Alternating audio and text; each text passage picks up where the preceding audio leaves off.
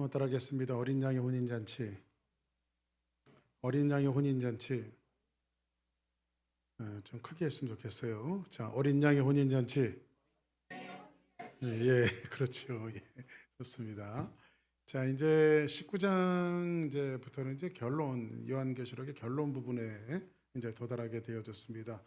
이제 이 19장부터는요, 찬양과 잔치 이야기인데 주인공은 바로 그리스도의 신부가 될 우리들이다. 그래서 우리는 그리스도의 신부죠. 그래서 우리는 이 자리에 초대되었고 어떤 잔치를 누리게 될 것인가에 대한 결론을 오늘 19장, 이제 20장, 21장, 22장 이제 요한계시록도 곧 끝나게 되어집니다. 자, 그러면 오늘 이제 짧은 구절에 할렐루야가 굉장히 많이 나오죠. 신약 성경에서 유일하게 이렇게 집중적으로 할렐루야라고 하는 말이 나오는데 여러분들 할렐루야 옆에 분들하고 다시 한번 인사하실까요? 할렐루야, 할렐루야. 네, 우리 교회 안에서 할렐루야를 많이 하잖아요, 그죠? 근데 우리가 다 아시겠지만은 이런 교회를 통해서 할렐루야를 여러분들과 좀 설명을 하자면 시브리어로 할랄 이렇게 나눠서 우리가 이야기하는데 할랄 이렇게 하면요 찬양하라 이런 뜻이거든요. 찬양하라. 한번 따라하겠습니다. 찬양하라. 자, 할랄 하면 찬양하라. 이렇게 찬양하라. 그리고 루 하면은 유의 유. 그러니까 당신 이런 뜻이거든요. 그리고 야 하면은요. 야훼 하나님 이것을 줄임말로 이게 뭐냐면 이게 이겁니다. 너의 하나님을 찬양하라. 그죠? 그래서 이 짧은 여섯 절에서 할렐루야가 여러 번 오늘 여러분들 그 신약 성경에서 어디도 볼 수 없는 이 할렐루야가 굉장히 많이 반복되어지고 있는데 우리가 잘 아시지만 할랄루야. 그래서 이게 너의 하나님을 찬양하라 이런 뜻으로 우리가 볼 수가 있습니다. 자, 그러면 이제 본문을 한번 봅시다. 그런 의미로 할렐루야를 하셨으니까 19장 1절 시작. 하늘에 허다한 무리의 큰 음성 같은 것이 있어 이르되 할렐루야 구원과 영광과 능력이 우리 하나님께 있도다. 자, 이제 이전 이 일 후에 이제 모든 것들이 다 지나갔어요. 지나가고 내가 들은지 하늘의 허다한 무리의 큰 음성 같은 것이 있어 이르되 이제 어린 양의 혼인잔치로 초대함을 받은 그래서 여러분들 제가 이제 교회를 할 때 여러분들에게 말씀드렸습니다만 어떻게 우리가 교회가 탄생이 되어졌는가에 대한 것들을 여러분들에게 말씀드렸는데 한번 따라합시다. 교회를 사랑하자. 교회는 대단히 중요한 거예요. 왜 그러냐면 하나님께서 이 땅에 예수 그리스도의 피값을 지불하시고 교회를 사셨거든요. 자, 그러면 신랑과 신부로 비유됐어요. 신랑은 예수 그리스도, 신랑은 교회. 이렇게 비유가 되어졌는데 하나님께서 태초에 사람을 만드셨잖아요. 그죠? 사람을 만드셨는데 아담을 만드셨어요. 근데 아담을 만드시고 아담이 독초하는 것이 하나님 보시기에 썩 좋게 보이지 않으셨나 봐요. 그래서 아담을 깊이 잠들게 하시고 이렇게 말하는데 잠들게 하시고라고 하는 말은 이것은 그 원문상에서 아담을 그냥 이렇게 슬립했다라고 하는 말로 쓰는 것이 아니라 예수님께서 회당장 야이로의 딸이 죽었다라고 하는 소식을 듣고 가시죠. 근데 이미 예수님이 도착하셨으니까 회당장 야이로의 딸이 죽었어요, 안 죽었어요? 죽었죠. 그래서 예수님 툴레이십니다. 이미 이 딸이 죽었습니다. 예수님 이제 어떻게 하실 수가 없습니다. 이렇게 사람들이 이야기하니까 예수님께서 그 회당장 야이로의 딸이 죽은 것을 보시고 뭐라고 말씀하시냐면 이 아이가 이 죽은 것이 아니라 잔다 이렇게 말하죠. 잔다. 그래서 거기서 잔다라고 하는 그 표현을 하나님께서 아담을 깊이 잠들게 하시고, 그렇죠? 잠들게 하시고 그 속에서 갈비뼈를 취해서 하와를 만들어내시고, 그렇죠? 하와를 만들어내시죠. 그러면 이 말이 무슨 이 그림 속에 담겨져 있는 그림은 뭐냐면 앞으로 예수 그리스도의 죽음을 통해서 신부될 교회가 탄생될 것이라고 하는 것을 하나님은 태초에 아담과 하와의 창조를 통해서 뭘 감춰 놓으셨냐 하면 신랑 대신 예수 그리스도와 신부 대신 신부된 그 교회를 아담과 하와 속에 감춰 놓으신 거예요. 그러니까는 왜 우리가 교회를 사랑해야 되냐면 예수님의 죽음의 대가가 뭐냐면 바로 교회입니다. 그래서 저는 이제 뭐 어릴 때부터 저는 교회를 다녔고 그리고 또 36년 동안 목회를 했고 그리고 교회에서 목회만 했습니다. 그러니까 사실은 이 지독한 교회론주의예요. 제가 교회론주의자예요. 그러니까 왜냐하면 교회를 사랑하고 교회론주의자가 되는 것은 굉장히 중요한 겁니다. 자, 그러면 오늘 이제 예수님의 죽음을 통해서 신랑된 신부가 태어났는데 이제는 신랑과 신부의 잔치가 벌어지는 겁니다. 제가 언젠가도 말씀드렸지만 유대인의 그 결혼법에 대해서 말씀드렸죠. 유대인들은요, 주이시들은 결혼을 2번씩 해요. 2번 해요. 그래서 첫 번째는 뭐냐면 신랑이 신부 집에 가고 약식 정혼, 그러니까 성경에서 정혼이라고 하는 이름으로 결혼을 하는데 이거는 법적인 부부예요. 그냥 이렇게 그냥 우리 결혼하기로 약속해 하는 약혼식이 아니라 우리말 성경에는 정확하게 해석할 것이 없어서 그냥 정혼, 약혼 이렇게 해놨는데 사실은 결혼식이에요. 결혼. 법적인 부부예요. 근데 첫 번째 결혼을 했을 때는 법적인 부부가 되어지는데 이거는 뭐냐면 파혼할 수 있는 것이 아니라 법적인 부부예요. 그래서 이제 신랑이 신부의 집에 가서 정혼을 하고 결혼을 하고 신랑은 자기의 집으로 돌아오죠. 신부는 자기의 집에 남아서 신부 수업을 하게 되어지죠. 그리고 신부가 하는 것은 뭐냐, 이제나 내 신랑이 데리러 올까 저제나 데리러 올까 하면서 아주 학소고대하면서 신랑이 데리러 오기를 기다리는데 신랑은 그때부터 뭐를 하느냐, 첫 번째 결혼식을 하고 두 번째 가서 뭐를 하냐면요, 신랑은 자기 집에 돌아가서 신부를 자기 집으로 데려오고 올 집을 줘요. 그때부터 누구 관리하에 지냐면 아버지의 관리하에. 그러니까 아버지가 이제 신랑은 그때부터 사람들을 사서 신부를 데리고 올 집을 막 딱 짓기 시작하는 거예요.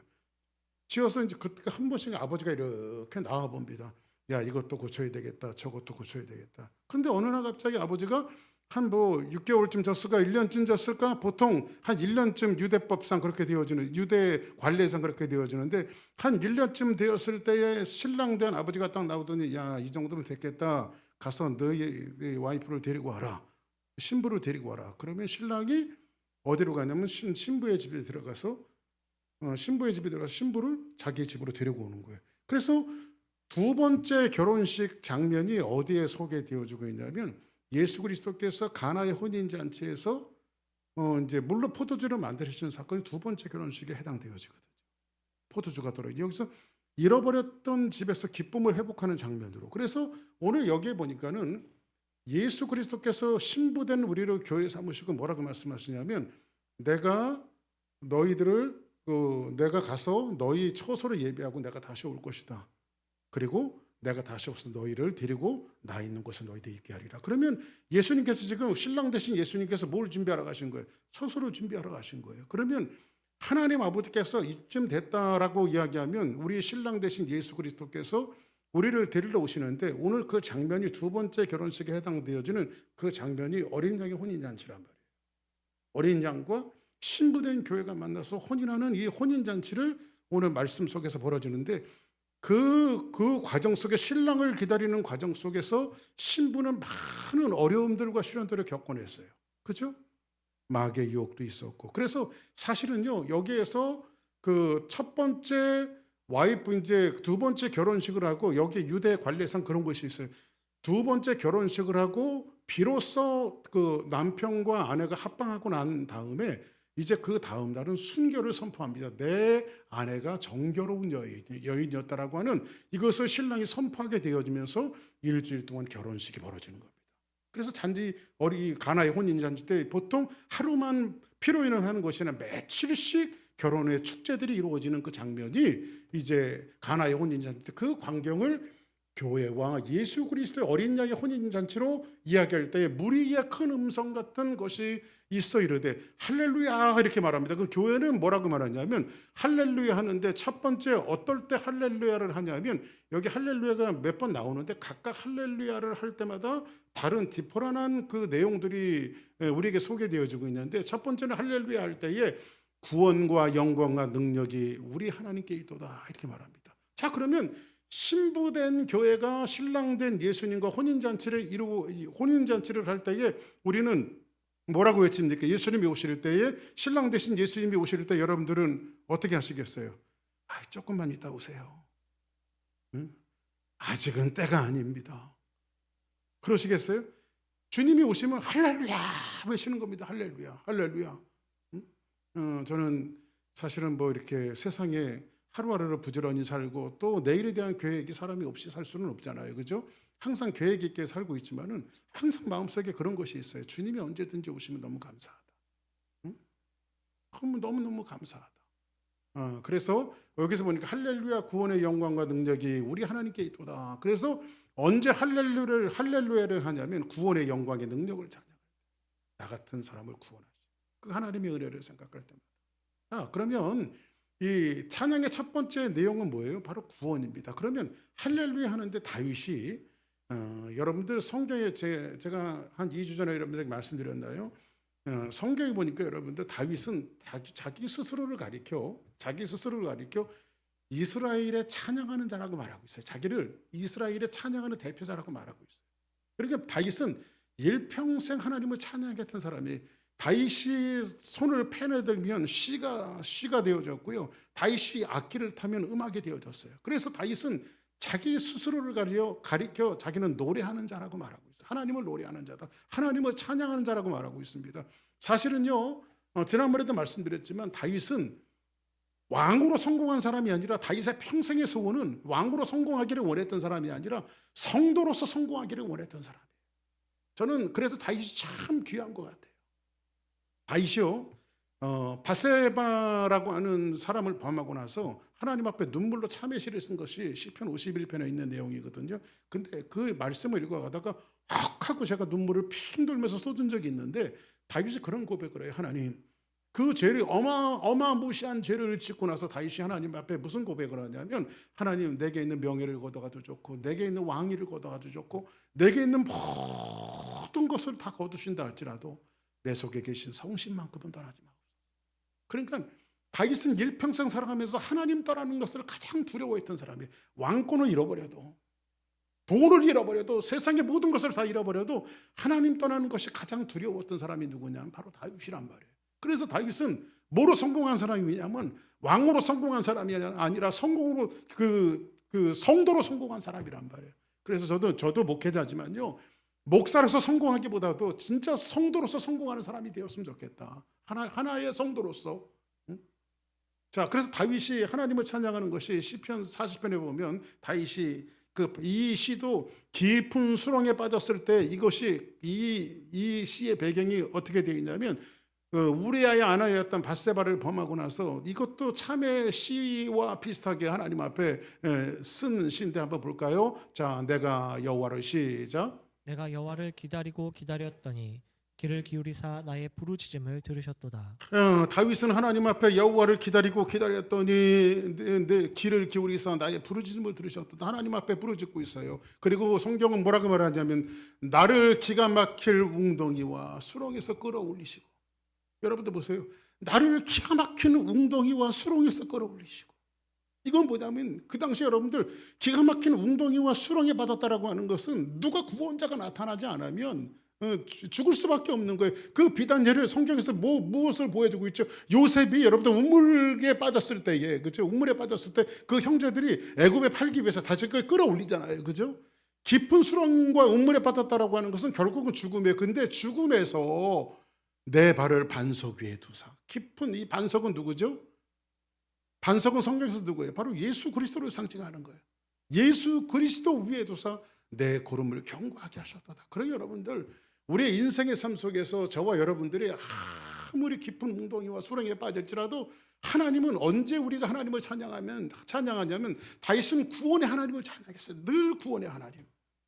여러분들, 우리 인생의 여정에 지금까지 살아온 여정 속에서도 얼마나 많은 굴곡들과 어려움들과 힘듦들이 있었습니까? 그죠? 그리고 앞으로도 그 굴곡과 어려움과 고난들은 우리에게 올 거예요. 그때마다 여러분들이 깊은 웅덩이와 수렁에서 끌어올리시는 하나님의 구원을 맛보고, 할렐루야. 우리는 시마다 때마다 우리를 반석 위에 내 걸음을 견고케 하시는 하나님을 늘 찬양할 때 우리는 그때 뭘 외치는 거예요? 한번 따라하겠습니다. 할렐루야. 할렐루야를 외치게 되어지는 거예요. 그래서 다윗은 옛날의 노래가 아니라 뭐라고 부릅니까? 새 노래로 곧 우리 하나님께 올릴 찬송을. 다시 한번 보세요. 새 노래로 곧 우리 하나님께 올릴 찬송을 내 입에 두셨으니 많은 사람이 보고, 자 보세요, 다윗이 지금 하나님 앞에 새 노래를 부르고 찬송을 불러요. 근데 찬송을 여러분들 듣는 겁니까? 보는 겁니까? 자, 보세요. 자, 잘 들어보세요. 찬송은 들어요, 봐요. 듣는 거잖아, 그죠? 예? 찬송을 하면 듣는 거잖아. 근데 다윗은 뭐라고 표현하냐면, 내 입에 하나님을 찬송을 두셨는데 많은 사람들이 내 찬송을 듣고라고 하지 않고 내 찬송을 보고 여기 할렐루야 진수가 담겨져 있다고. 그러면 그럼 목사님 맨날 노래하는 겁니까? 그것이 아니라 할렐루야, 우리가 하나님을 찬양하며 하나님을 경배한다라고 하는 것은 우리의 모든 삶 속에서 구원받은 하나님의 백성으로서 세상의 모든 사람들이 박규석이는 구원을 받은 사람이라고 하는 그 자체를 사람들에게 선전하며 보여주는 거란 말이에요. 선전하며 보여주는 거예요. 좀 안타까운 얘기를 한번 할까요? 이틀 전에 손흥민이가 축구를 했습니다. 어디하고 축구를 했냐면 세인트루이스는 공도 잘 못 차는 팀이에요. 근데 요즘에 LAFC가 계속 치고 있습니다. 제가요,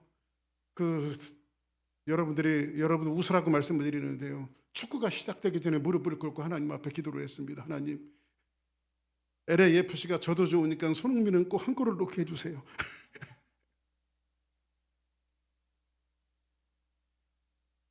결국은 졌습니다. 손흥민 골도 못 넣고. 왜 하나님께서 내게 구원을 보게 하지 못하시는지 모르겠어요. 그런데 여기 보니까는 많은 사람이 보고, 그러니까 여러분들이 삶 자체가 구원받은 사람으로서 찬양하는 인생이 되어지는 거예요. 할렐루야. 괴로울 때도 하나님을 찬양하고 즐거울 때도 하나님을 찬양하고, 그것을 여러분들이 노래하는 것을 사람들이 듣는 것이 아니라 여러분의 삶을 통해서 워치하고 있는 거예요. 어머, 저 사람은 저렇게 고난과 어려움 속에 살아가고 있는데도 꿋꿋하게 버티면서 신앙생활하는 거 보면 참 지져 있는 그리스도인들이에요. 할렐루야. 이때 여러분들이 구원의 하나님을 사람들에게 보여주게 되어져요. 할렐루야. 주사랑교회 성도들이 굴곡의 어려운 사망의 음침한 골짜기로 막 걸어가고 있는데도 정말 힘들고 어려워서 하나님 저버리고 신앙 저버리고 다 저버릴 수밖에 없는 환경 속에 있는데도 그 믿음을 꼿꼿이 지키는 것을 사람들이 듣는 것이 아니라 보게 되어져요. 그게 여러분들 그리스도 구원받은 사람들의 찬양이란 말이에요. 아멘. 그래서 저와 여러분들은 하나님의 구원을 들려주는 거예요, 보여주는 거예요. 여러분의 삶으로 보여주는 거예요. 할렐루야. 98편 1절 한번 볼까요? 새 노래로 시작. 새 노래로 여호와께 찬송하라. 그는 기이한 일을 행하사 그의 오른손과 거룩한 팔로 자기를 위하여 구원을 베푸셨음이로다. 할렐루야. 새 노래로 하나님을 부를 때, 하나님을 찬양할 때 하나님께서 어떤 역사가 일으키시냐면 기이한 일을 행하사 그 오른손과 거룩한 발로 자기를 위하여 구원을 베푸시는 거예요. 그래서 우리가 할렐루야 할 때는 첫 번째 할렐루야의 의미는 뭐라고요? 하나님의 구원을 찬양하는 거예요. 할렐루야. 아멘. 2절 한번 볼까요? 시작. 여호와께서 그의 구원을 알게 하시며 그의 공의를 문나라의 목전에서 명백히 나타내셨도다. 할렐루야. 할렐루야는 언제요? 구원. 그가 이스라엘 집에 베푸신 인자와 성실을 기억하셨으므로 땅끝까지 이르는 모든 것이 우리 하나님의 구원을 보아. 온 땅이여 여호와를 즐거이 소리치주자다. 소리내어 즐겁게 노래하며 찬송할지어다. 아멘. 그래서 우리는 누구를 찬양하는 첫 번째 할렐루야는 뭐예요? 나를 구원하신 하나님. 아멘. 우리를 구원하신 것 자체가 얼마나 감사할까. 이 다음에 여러분들 천국 갈 때 그걸 알게 될 거예요. 천국 갈 때. 왜 우리가 면류관을 벗어서 예수님께 드리는지 아십니까? 딱 주님 앞에 갔더니 이 구원이 내 공로로 얻어진 게 아니더라고. 그래서 우리는 하나님을 찬양할 수밖에 없는 거예요. 2절 한번 보겠습니다. 오늘 본문 2절 시작. 그의 심판은 참되고 의로운지라 음행으로 땅을 더럽게 한 큰 음녀를 심판하사 자기 종들의 피를 그 음녀의 손에 갚으셨도다 하고. 이 말이 시편을 빌려서 이야기하면 이런 거예요. 성도들이 우리가 원수의 목전에서 우리에게 상을 베푸시는 하나님의 놀라운 능력, 원수는 멸하시고 의인들은 실현하시는 놀라운 그 능력. 그래서 두 번째 할렐루야 하니 그 연기가 세세토록 올라가더라. 할렐루야. 그러면 두 번째 할렐루야는 어떻게 되어지냐면 그 심판이 너무 참되신 거예요. 그 하나님의 심판하심이 너무 참되신 거예요. 의로운 자나 음행으로 땅을 더럽히게 하는 음녀를 어떻게 해요? 심판하시는 거예요, 하나님께서. 왜 저런 인간들은 망하지 않을까? 왜 하나님께서 저런 인생들을 왜 그냥 놔두실까? 이렇게 우리가 아이러니하게 캐션 마크로 달았던 그 모든 것들이 마지막 어린 양의 혼인잔치에 우리가 할렐루야 할 때에 악인들을 벌하시며 의인들을 울리시는 그 하나님을 우리가 결국 결과로서 보게 되어지는 거예요. 할렐루야. 자기 종들이 피를 그 음녀의 손에 갚으셨도다 이렇게 말합니다. 할렐루야. 그때 두 번째 할렐루야니 그 연기가 세세토록 올라가는 거예요. 아멘. 악인의 목전에서 우리에게 상을 베푸시는 하나님. 여기서 이 상이라고 하는 것은 제가 말씀드렸죠. 그랑프리를 말하는 것이 아니라 하나님이 차려주시는 밥상을 이야기하는 거예요. 자기 식탁에 우리를 초대하신 거예요. 그분의 식탁에. 아멘. 두 번째 하나님을 찬양할 때는 하나님의 공의로운 심판이란 말이에요. 그렇죠? 명백하게 심판될 것이라고 하는 거. 자, 그 다음에 4절 한번 봅시다. 시작. 또 24장로와 내 생물이 엎드려 보좌에 앉으신 하나님께 경배하여 이르되 아멘 할렐루야 하니. 여기서 보니까 24장로와 내 생물이 엎드려 보좌에 앉으신 하나님께 경배하며 이르되 아멘 할렐루야 하니 이렇게 말합니다. 그렇죠? 아멘 할렐루야 하니. 왜 그러냐면 아멘 할렐루야는 진실로 그렇게 되어질 줄 믿습니다. 그리고 우리가 아멘이 왜 아멘 이렇게 하는 것은 진실로 그렇게 이루어질 줄 믿습니다 라고 하는 뜻이잖아요. 아멘? 아멘들 하세요. 그런데 하나님의 작정하신 계획은 반드시 이루어진다라고. 아직 이루어지지 않았지만 이미 이루어진 것 같이 확신하며 우리는 할렐루야 노래하는 거예요. 그러니까 여러분들 하나님의 역사와 하나님의 은혜가 아직은 눈에 보이지 않지만은 확실히 이루어질 것이라고 하는 것들을 믿고 우리가 고백하며 할렐루야 하는 거예요. 한번 따라합시다. 하나님은 그 정직함으로 하나님의 역사를 반드시 나타내신다. 할렐루야. 그럴 때 우리는 뭐 하는 거야? 할렐루야. 그러는 거야. 할렐루야. 아멘. 6절 한번 봅시다. 19장 6절 시작. 또 내가 들으니 허다한 무리의 음성과도 같고 많은 물소리와도 같고 큰 우레소리와도 같은 소리로 이르되 할렐루야 주 우리 하나님 곧 전능하신 이가 통치하시도다. 언제 또 네 번째 할렐루야를 하는데 언제 통치를 언제 하나님 앞에 우리가 할렐루야 하냐면요. 같은 소리를 이르되 할렐루야 하나님 곧 전능하신 이가 통치하시도다. 그 여러분들 하나님의 통치가 임할 때 우리는 할렐루야 하나님 앞에 영광 돌리는 거예요. 우리의 인생의 삶 속에 여러분들 하나님의 통치가 임한다라고 하는 것은 얼마나 중요한지 아십니까? 여러분들 나라의 개념이 뭔지 아십니까? 네? 대한민국이라고 하는 이 나라가 하는 것이 뭔지 아십니까? 영토에 대한 주권과 통치죠. 그죠? 그래서 여러분들 우리가 다른 나라 갈 때는요, 미국도 마찬가지고 한국 사람이 다른 나라 갈 때도 마찬가지고 그 나라가 허락하는 비자를 받아야 되잖아요. 응? 다 어느 나라든지 다 이미그레이션을 통과해야 돼요. 왜냐하면 그러나 저는요 이렇게 그냥 제가 여기서 미국에서 영주권을 갖고 있는데도 미국 들어올 땐 기분 나빠요. 아주 그냥. 그 여기는 이민국이 아니 무서워요. 사람들이 그냥 아주 얼마나 까다로운지. 근데 한국 나갈 때는요 지키지도 않아. 사람들이 그냥 다 전자 시스템 돼 있어 갖고요 여권만 집어넣고 주문만 하나 되면 띡 하고 열려요. 그냥 띡 하고. 그러니까 우리나라 들어갈 땐 좋더라고. 할렐루야. 그게 여기서 제가 막 지금 몇 년 삽니까? 27년을 사는데도 여기는 남이 나라야. 영원한 이방인. 가련다 떠나련다 돌아가련다. 항상 제 집사람 보고 우리는 나이 많이 먹고 가련다 떠나련다 돌아가자. 제가 항상 그러는데 그러니까 저희 집사님 가려면 너나 가라 그러더라고요. 그 여러분들 하나님의 다 언제 할렐루야냐 하나님의 통치가 임하는 거. 그래서 여러분들 우리가 주기도문 할 때 뭐라고 말하죠? 하나님의 나라가 임하옵시고 할렐루야.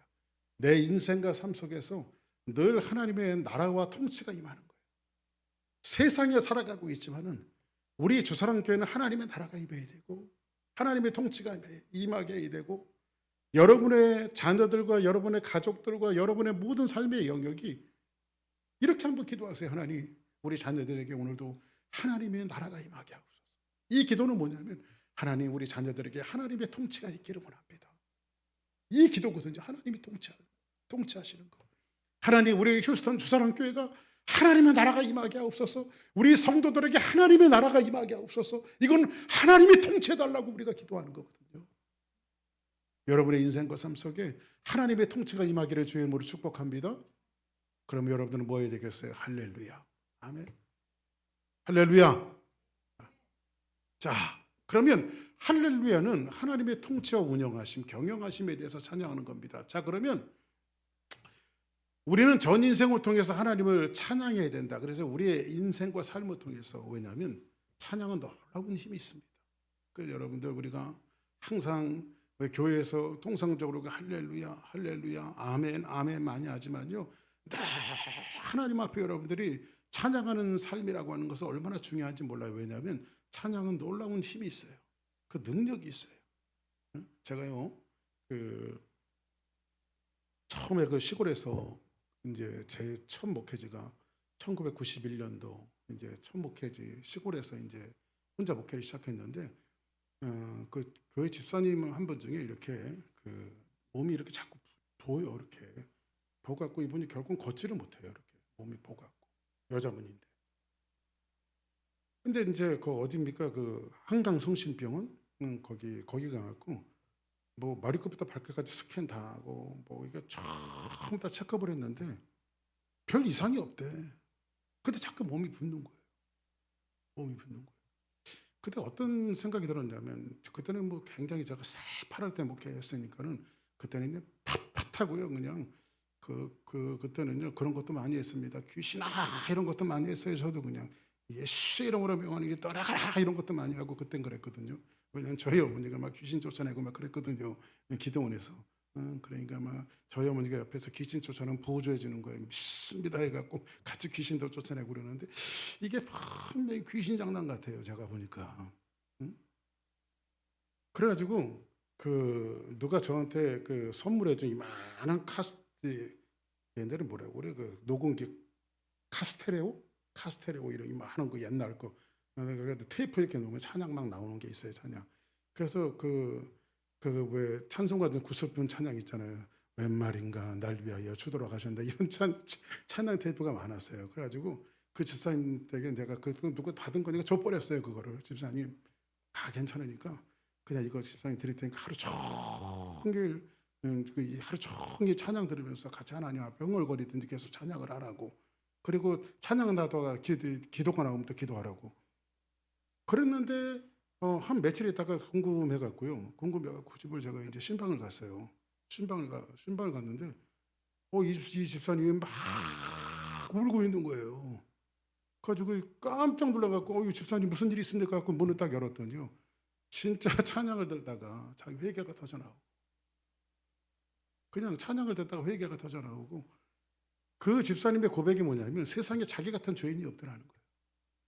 자기 같은 죄인이 없더라. 시어머니 한 분 모시고 살았는데요. 시어머니도 교회 나오시고 그랬는데 아주 시어머니하고 그 며느리하고 상극이에요. 상극. 응? 근데 나중에 고백하는데요. 시어머니 밥에다가 쥐약을 타갖고 먹이려고 했대요. 시어머니가 꼴보기 싫어. 응?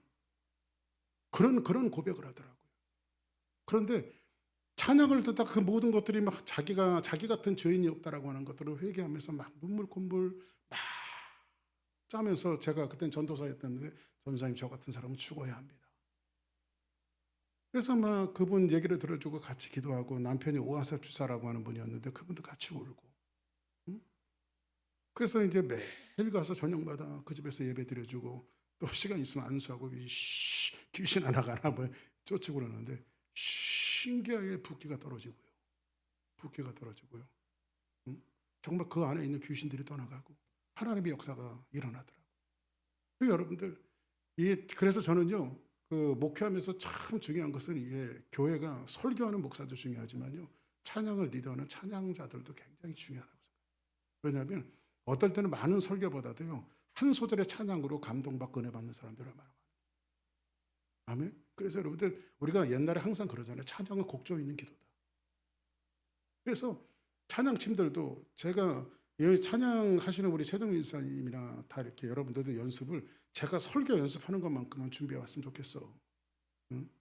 목사님은 얼마나 하는데 저는 읽고 또 읽고 보고 또 하고 기도하고 또 보고 설교 한 편 하려고요 저는요.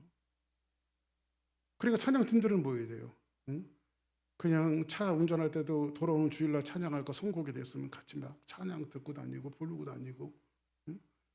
뭐 그렇게 여러분들이 잘 준비되어질 때에 이 준비되어진 설교와 준비되어진 찬양과 여러분들이 기도로 준비되어진 것은요 파급적인 영향력을 일으켜요. 어마어마한 영향력을 일으켜요. 할렐루야. 그래서 우리 한번 따라합시다. 주사랑교회도 볕들 날이 있다. 할렐루야. 이게 놀라운 축복의 역사가 있단 말이에요. 아멘. 우리는 뭐 이렇게 우리가 이제 여러분들 스스로가 여러분들 메뚜기 증후군을 가질 필요가 없어요. 우리가 메뚜기 콤플렉스를 가질 필요가 없어요. 그냥 하나님이 하시면 된다 이런 마음을 갖고. 그래서 성경에 보니까 여호사밧이라고 하는 왕이 나오죠. 전쟁 나갈 때에 군대를 앞에서 찬양을 세우죠. 찬양이 울려 퍼지자 칼 한 번 쓰지 않았는데 적군이 멸절되어지는 이 사건들을 성경에서 이야기하고 있잖아요. 찬양이 이렇게 놀라운 기이한 역사를 일으키는 거예요. 그래서 여러분들 힘들고 어려울 때도 그냥 여러분들 찬양이 나오지 않아도 흥얼거리면서 하나님을 찬양하고. 아멘. 그래서 우리 권사님들은 설거지 하다가도 설거지 하면서도 찬양하고. 할렐루야. 자, 7절 한번 볼까요? 시작. 즐거워하고 크게 기뻐하며 그에게 영광을 돌리세. 어린 양이 혼인 기약이 이르렀고 그의 아내가 자신을 준비하였으므로. 어린 양의 혼인 기약이 이르렀죠. 그의 아내가 자신을 준비하였으므로. 뭐가요? 아내가 준비하였어요. 어린 양의 혼인지 아까 말씀드렸죠. 자, 요한복음 4장 14장 1절 시작. 너희는 마음에 근심하지 말라. 하나님을 믿으니 또 나를 내 믿으라. 아버지 집에 거할 곳이 많도다. 그렇지 않으면 너희에게 일렀으리라. 내가 너희를 위하여 거처를 예비하러 가노니. 할렐루야. 그래서 여러분들 결혼식은 모든 시선과 관심이 누구에게 쏠려져 있어요? 신랑과 신부에게 쏠려져 있어요. 그죠? 그러니까 인생의 최고의 희열의 사건이잖아요. 그죠? 결혼식이. 그런데 유대인의 결혼식 예법에 대해서 아까 제가 이미 시작하기 전에 말씀드렸잖아요. 그죠? 그러면 신랑은 집이 준비되면 아버지의 명으로 이제 신부를 데리러 갑니다. 그러면 신랑이 언제 올지 모르고 눈 빠지게 기다리고 있다가, 신랑이 오면 그 시간에 맞춰서 두 번째 혼인 잔치를 벌이고 하나님 앞에 영광 돌리고 이제 신랑과 신부가 영원한 안식에 들어가는 거예요. 그죠? 여러분들 보세요. 여러분들은 정말 신랑을 기다리는 신부의 정절을 지키면서 정말 살고 있는지 우리 삶을 한번 다시 돌아봐야 돼요. 설사 그렇지 않더라도 우리는 그렇게 살려고 아멘 하면서 정말 저와 여러분들이 하루하루의 삶을 뭐 하면서 지나야 돼? 아멘 할렐루야. 한번 따라하겠습니다. 아멘 할렐루야. 할렐루야. 이제 결혼식이 끝났습니다. 신랑과 신부는 자기 집으로 데리고 가서 이제 합방을 합니다. 그리고 다음날 아침에 신랑은 뭐예요? 뭐라고 말합니까? 내 신부가 깨끗하였다. 깨끗함을 지녔다. 자기 신부의 정절을 선포합니다. 그리고 나서 신부가 만인 앞에서 공개가 되어지고 그런 후에 이 혼인잔치가 이루어지는 거예요. 이 축제가 이루어지는 거예요. 아멘. 그러면 우리 신랑 대신 예수님께서 이 땅에 오셨을 때에 예수님과 우리가 만나서 신부와 신랑 대신 예수님과 만나서 합방이 되어지면 그 이튿날 하나님께서 뭘 선포하시냐면 내 신부였던 박규석이가 주사랑교회가 정결한 사람이었다. 누구의 보혈로? 예수의 보혈로 정결한 사람이었다. 이것을 선포하게 되어지면 하늘나라에서 축제가 이루어지는 이 어린 양의 혼인잔치. 이것이 오늘 19장에서 이야기하는 그런 내용이란 말이에요. 아멘.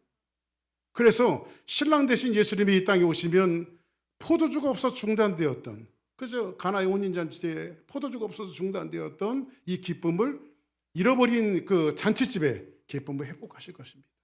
그때 우리는 뭐 해야 돼요? 한번 따라하겠습니다. 아멘 할렐루야. 우리는 포도주를 잃어버렸어요. 기쁨이 사라져버렸어요. 근데 그 기쁨을 누가 이어주시냐면 물로 포도주를 만드신 자기의 보혈을 상징하는 예수님께서 이어주실 때에 축제가 이루어지고 하나님의 놀라운 역사가 이루어지는 것을 성경은 말씀해주고 있습니다. 그래서 어린 양의 혼인잔치, 이 혼인잔치에 들어갈 여러분들을 축복하고 이 날을 기억하면서 정말 정절과 믿음을 지키면서 하루하루를 살아가는 저와 여러분들 되기를 주의 이름으로 축복합니다.